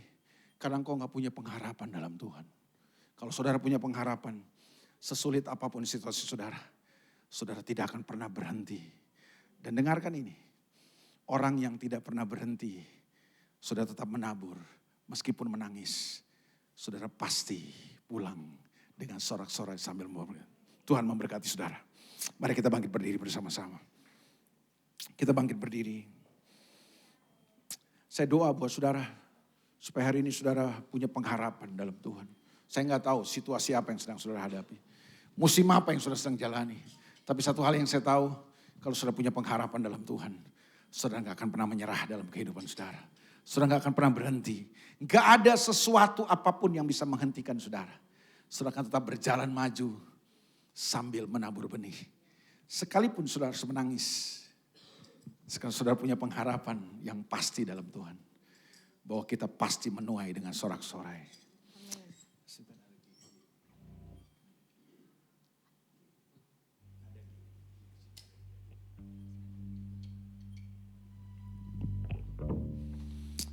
Mari kita datang sama Tuhan.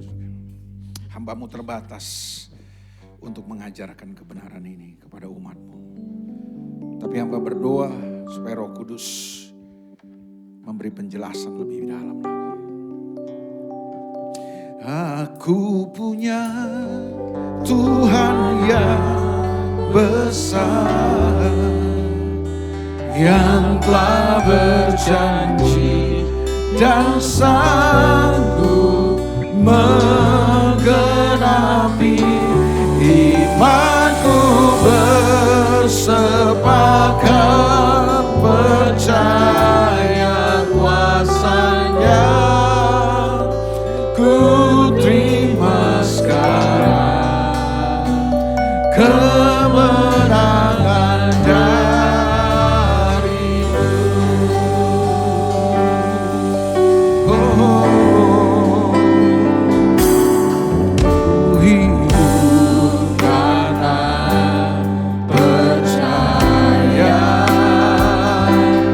Kau yang berjanji setia, pengharapanku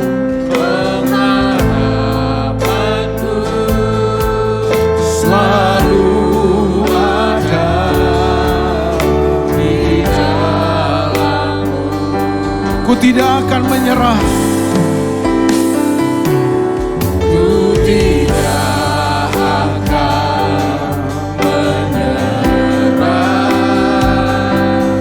meski dalam kesesakan.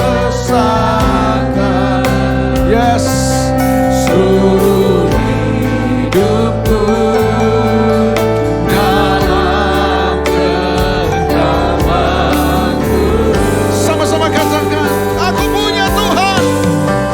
Oh Jesus, aku punya Tuhan yang besar, yang telah berjanji dan sanggup menggenapi imanku, bersepakat percaya kuasa-Nya. Ku terima sekarang kemenangan. Aku punya Tuhan yang besar. Aku punya Tuhan yang besar, yang telah berjanji dan sanggup menggenapi imanku, bersepakat percaya kuasa-Nya. Ku terima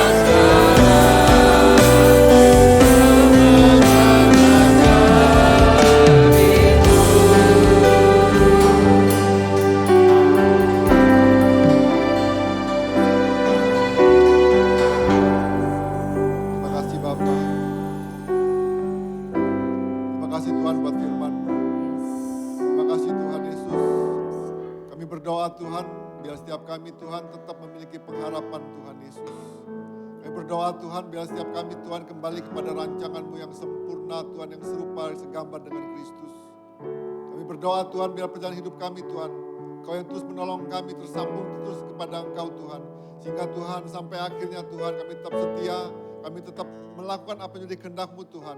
Bila kami boleh bersama-sama memerintah bersama Engkau Tuhan Yesus. Terima kasih Tuhan buat kebenaran firman-Mu Tuhan Yesus. Bila firman itu hidup dalam kehidupan kami Tuhan. Bila firman itu boleh menguatkan kami, menegur kami, meneguhkan kami Tuhan. Mengembalikan kami Tuhan kepada tujuan yang sebenarnya ya Bapa. Terima kasih Bapa, terima kasih Tuhan Yesus. Kalau sebentar Tuhan kami mau menikmati perjamuan kudus Tuhan. Bapa kami berdoa Tuhan. Kuduskan setiap kami Tuhan. Kuduskan setiap kami, layakkan setiap kami Tuhan. Kami berdoa Tuhan bukan jadi satu kebiasaan Tuhan, tapi kami benar-benar Tuhan mau menjadi kembali Tuhan kepada keserupaan dan segambar dengan Engkau Tuhan. Kembali Tuhan kepada tujuan-Mu Tuhan Yesus. Bapak kami berdoa Tuhan, kuduskan setiap kami.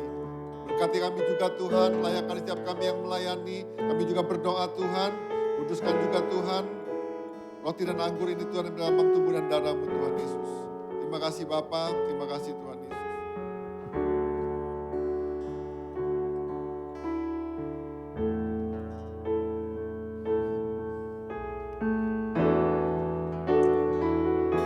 Kasih Tuhan sungguh mulia, tulus dan sempurna mengasihiku. Pengorbanan di Kalvari sungguh berharga, Kau tebus dosaku. Terpujilah Tuhan Yesus,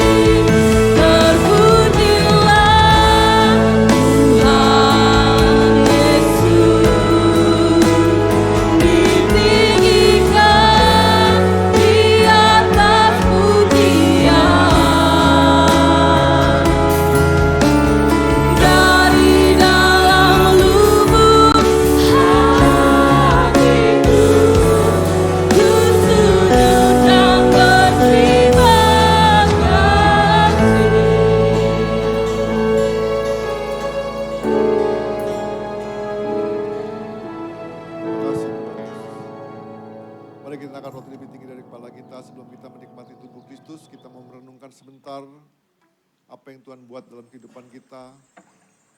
Salib membawa kita kembali kepada rencana Tuhan. Salib membawa kita kepada tujuan Tuhan.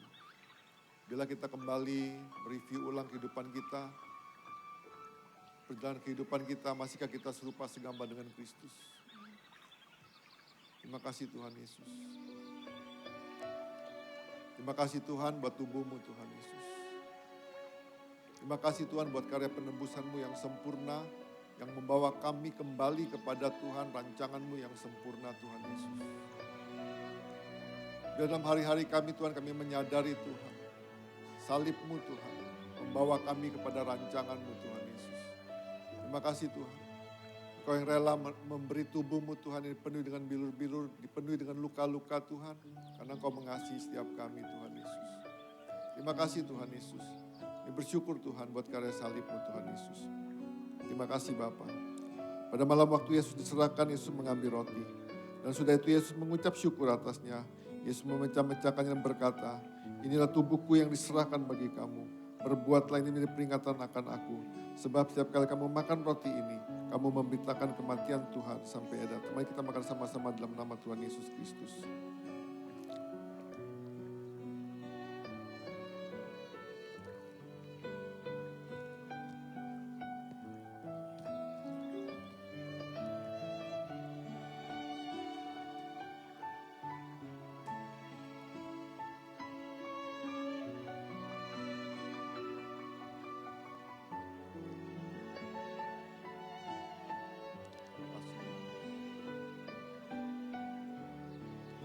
Terima kasih Tuhan buat darah-Mu. Darah yang menguduskan kami.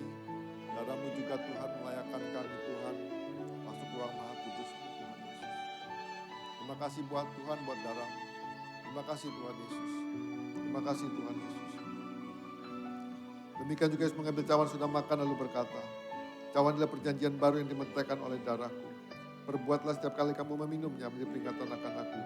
Sebab setiap kali kamu minum cawan ini, kamu memberitakan kematian Tuhan sampai ia datang. Mari kita minum sama-sama dalam nama Tuhan Yesus Kristus.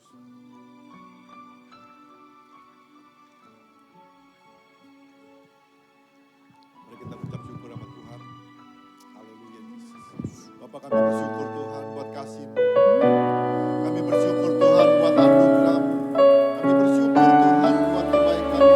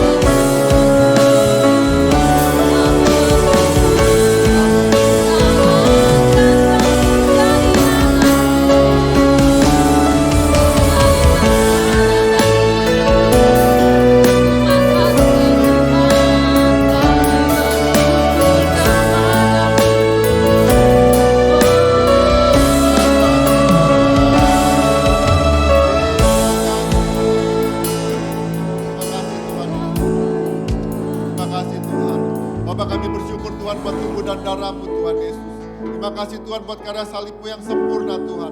Terima kasih Tuhan buat penebusan-Mu Tuhan. Kau yang menolong kami, Kau yang membawa kami kembali kepada rancangan-Mu Tuhan. Bapak kami bersyukur Tuhan, kami percaya Tuhan biarlah kami tetap hidup, tetap tinggal dalam anugerah-Mu Tuhan. Kami berdoa dan kami meyakini Tuhan bahwa akhir hidup kami Tuhan, kami boleh sampai kepada akhir dengan hidup berkemenangan Bapa. Terima kasih Bapa, terima kasih Tuhan Yesus. Kami berdoa Tuhan, kami percaya Tuhan lewat perjamuan juga Tuhan kami boleh mengalami janji-janji-Mu Tuhan. Kami boleh mengalami kesadaran Tuhan bahwa Engkau memanggil kami, Engkau memilih kami, Engkau menetapkan kami Tuhan serupa dan segambar dengan Engkau ya Bapa. Terima kasih Bapa, terima kasih Tuhan Yesus. Terpujilah Engkau Tuhan dari kekal sampai kekal. Setiap kita yang mau finishing strong berkata amin. Terus berkati. Silakan duduk Bapak Saudara.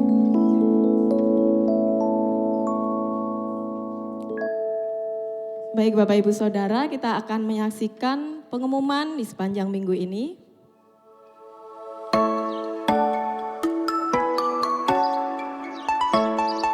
Untuk persembahan perpuluhan ucapan syukur dapat ditransfer ke rekening BCA GKPB MDC Metro. Berikut ini adalah laporan keuangan yang masuk, persepuluhan dan persembahan.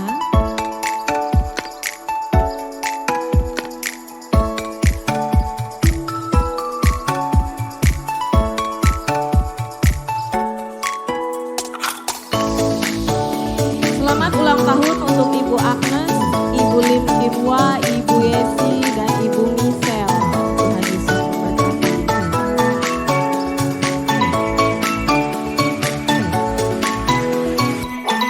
Demikian pengumuman di sepanjang minggu ini. Mari kita akan akhiri ibadah kita. Saya undang untuk bangkit berdiri. Kita mau bersyukur kepada Tuhan. Terima kasih Tuhan. Terima kasih Tuhan untuk kasih setiamu yang ku alami dalam hidupku. Terima kasih Yesus untuk kebaikan-Mu sepanjang hidupku.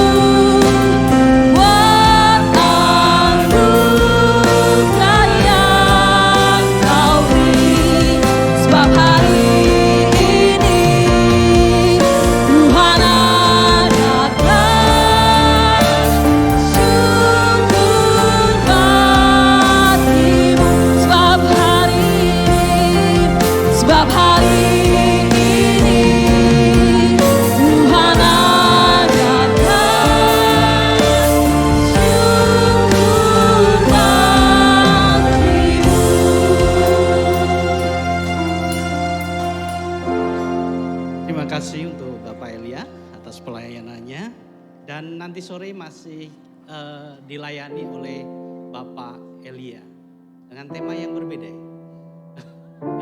Iya, mari kita berdoa untuk mengakhiri ibadah pada pagi hari ini. Kami sungguh bersyukur ya Tuhan atas kasih yang begitu luar biasa yang Kau berikan di dalam setiap kami. Rancangan-Mu indah di dalam setiap pribadi kami lepas pribadi Tuhan. Kami tahu Tuhan Engkau Allah yang luar biasa di dalam setiap kami. Terus bimbing kami, beri pengertian buat kami untuk memahami apa yang terbaik di dalam setiap kami Tuhan. Dan Engkau adalah pengharapan kami satu-satunya di dalam dunia ini. Di tengah segala tantangan yang kami miliki, segala pergumulan yang kami miliki. Biarkan kami tetap teguh di dalam pengharapan kami, yaitu Yesus sebagai Tuhan dan Raja kami. Terima kasih atas pagi yang indah ini. Pagi yang luar biasa yang kami boleh nikmati ya Tuhan. Dari awal hingga akhir ibadah pada pagi hari ini. Engkau terus menaungi kami, menyertai kami Tuhan. Dan terus ya Tuhan menuntun kami di dalam setiap langkah-langkah hidup kami. Terima kasih Bapa. Kami juga teringat akan bangsa dan negara kami Tuhan. Biarkan Engkau terus ya Tuhan menaungi bangsa ini dengan kasih dan anugerah-Mu. Penyertaan-Mu nyata untuk para pemimpin kami Tuhan. Sehingga mereka terus bertugas mengerjakan apa yang menjadi tanggung jawab mereka. Kau Allah yang memberikan hikmat di dalam setiap para pemimpin kami. Di dalam setiap pergumulan-pergumulan yang ada Tuhan. Berkati Indonesia Tuhan. dari Sabang sampai Merauke, bahkan Pulau Rote Tuhan. Kau terus menaungi kasih dan anugerah-Mu nyata ya Tuhan. Terima kasih. Kami juga berdoa Tuhan khusus untuk Kota Metro Bapa. Kau Allah yang terus menaungi kota ini dengan kasih-Mu ya Tuhan. Kau terus memberkati para pemimpin kami di dalam setiap tugas tanggung jawab mereka. Tuhan, Engkau menyertai mereka ya Bapa. Kami menyerahkan Kota Metro ke dalam tangan kuasa-Mu. Pakai gereja-gereja-Mu yang ada di sini untuk kepanjangan tangan-Mu. Sehingga Kota Metro penuh dengan kemuliaan nama-Mu ya Bapa. Terima kasih. Kami juga teringat akan jemaat kami yang mengalami sakit Tuhan. Biarkan Engkau Allah yang menyembuhkan setiap mereka. Melalui bilur-bilur darah-Mu Engkau sembuhkan. Di dalam nama Yesus Kristus.